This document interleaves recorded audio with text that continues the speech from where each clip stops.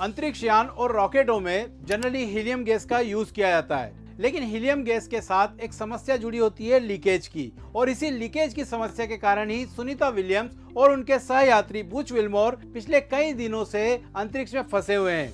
आखिर अंतरिक्ष यान में हीलियम का ही यूज क्यों किया जाता है, या इसके कोई अल्टरनेटिव सोर्स भी अवेलेबल हैं या नहीं है, इसको हम देखते हैं। हीलियम के कुछ स्पेशल फीचर्स होते हैं जिसके कारण इसका यूज अंतरिक्ष यानों में और रॉकेट में किया जाता है। पहला तो यह है कि यह एक इनर्ट गैस होती है, जिसके कारण रॉकेट के अन्य प्रतिक्रियाशील ईंधनों के साथ में यह कोई रिएक्शन नहीं करती है, जिसके कारण विस्फोट होने का खतरा टल जाता है, और इस कारण से ये रॉकेट के लिए काफी महत्वपूर्ण हो जाती है। सेकेंड इसका महत्वपूर्ण फीचर है, ये हाइड्रोजन के बाद दूसरी हल्की गैस होती है।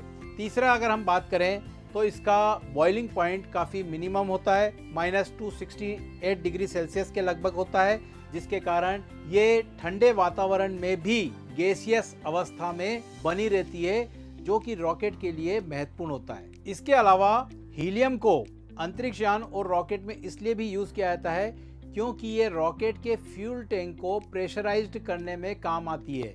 जब रॉकेट का फ्यूल जलता है तब उसकी जगह को भरने के लिए हीलियम को यूज़ किया जाता है, और हीलियम उस फ्यूल टैंक को प्रेशराइज करने में काम आती है।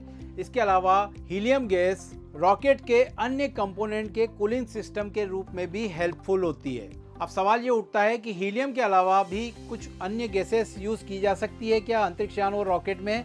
तो आर्गन और नाइट्रोजन गैस कुछ केसेस में यूज की गई थी, लेकिन आर्गन और नाइट्रोजन का परमाणु भार हीलियम की तुलना में ज्यादा होता है, और इसके साथ भी कुछ समस्याएं जुड़ी होती है, इसलिए ये ज्यादा यूजफुल नहीं रह पाता है। इसीलिए हीलियम का यूज ही ज्यादा किया जाता है। Thank you. For more details and knowledge, contact us and download our app from Play Store. Thank you.